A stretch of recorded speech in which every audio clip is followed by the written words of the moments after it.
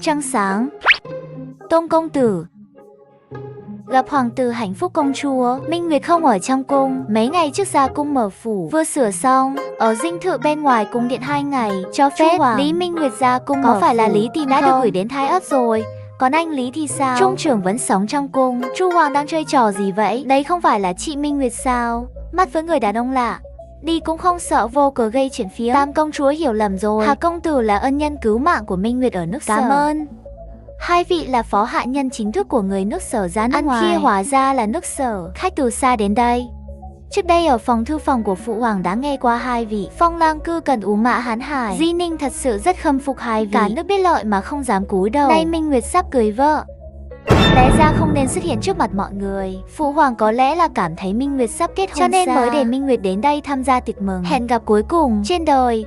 Nếu hai vị bất cẩn trong con hỏi tôi là được rồi. Công chúa nói gì? Minh Nguyệt muốn kết hôn chính là Murphy, còn chưa biết chỉ Nguyệt. Nhưng Phụ Hoàng đích thân đế Lâu Lan, người kết hôn với vua Lâu Lan xác nhận. Chắc cũng biết Chu quốc ta 2 năm 2 cuộc chiến rất lớn, mất đi sức mạnh quốc gia. Nếu dùng lấy sự phục tùng của Lâu Lan, điều đó tự nhiên là đáng giá. Hơn nữa coi là dùng một trói buộc công chúa đến kết hôn, đương nhiên là có lợi cho Chu quốc chúng ta. Lông mày, sợ là quan hệ không đơn giản. Anh ta là một quý cô, tại sao lại nhận được sự ưu ái của người đàn ông ưu tú như vậy? Gì vậy? Đây là ý muốn của bệ hạ. Mấy người ở đây làm gì? Hay là nhanh vào trong? Nếu là chuyển ra ngoài sợ không phải nghĩ ta Chu quốc tiếp đãi không chu đáo. Sao rồi bây giờ bạn mới đến? Nhân viên lễ tân đều đi chuẩn yến. Phu Hoàng bảo ta dẫn người đến chùa Hồng cho các nhà bây giờ mới bận xong đến cung điện Đà Nẵng của tôi. Năm trước trong cung chúng tôi ít nhiều việc không thể bận rộn được, ngoại trừ Hoàng huynh có thể cho ta mượn mấy người không? Còn có việc khác phải bận cho không bạn được. Bạn vẫn nên dọn dẹp đi. Ý tưởng đây là có một cái nào tốt phù hợp để giới thiệu cho tôi? Vậy anh hỏi đúng người rồi. Tôi đã so sánh một số nền tảng trước rồi. Dọn dẹp còn phải là 5-8 yên tâm và sạch sẽ. Đội ngũ chuyên nghiệp không đóng cửa trong lễ hội mùa hay lắm. Điều này giúp tôi giải quyết một cái phiền và lao kính, làm sạch thiết bị, sửa chữa nhà cũng có thể dễ dàng xử lý. Tôi giới thiệu 5 đến 8 thành phố.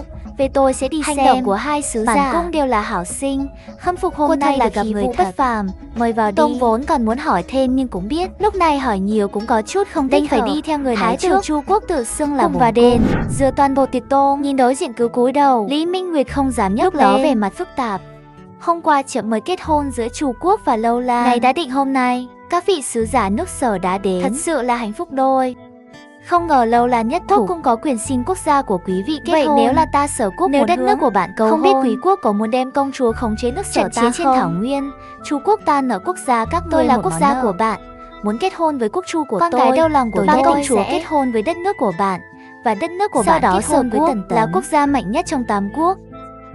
Vậy mình nhất định sẽ trở thành công chúa xinh đẹp nhất. Thế tử và hiến hầu cả hai đều đẹp trai và tất cả đều là do sói cư cần. Sẽ cười ai quên lời anh ta đi. Hắn nói gì? Người nước Sở không có mắt nhìn. Tôi đã nghe nói về lịch sử là chính thức của Tôm và mấy ngày trước bổn cung vừa vặn có một sự trùng hợp. Không bao giờ có câu trả lời. Không biết lịch sử chính thức của Tôm có thể giải đáp được không? Sao? Trời là tròm sao bàn cờ ai dám xuống? Chẳng lẽ vị Chu thái tử này cũng đã giáo dục bắt buộc 9 năm? Đây không phải là từ sách giáo khoa tiểu học không sao? Nên. Nếu đây xuất hiện người xuyên Việt thứ hai, Chu quốc còn có thể là Đức Hạnh hiện tại.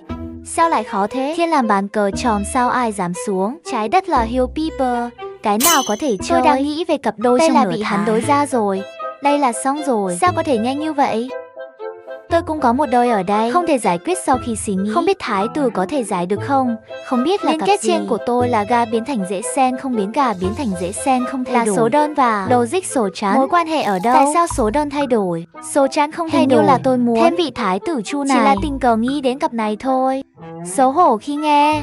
Tôm chính là khi ở nước Sở từ tay kẻ trộm cứu tôi. Công chúa Minh Nguyệt của đất nước coi như là ân nhân cứu mạng của công chúa Chu quốc Minh Nguyệt của tôi. Nếu là hôm nay đến đây, hãy để mặt trăng là lịch sử đổ một ly rượu cũng coi như là cảm món quà cứu mạng của gia đình chính sử.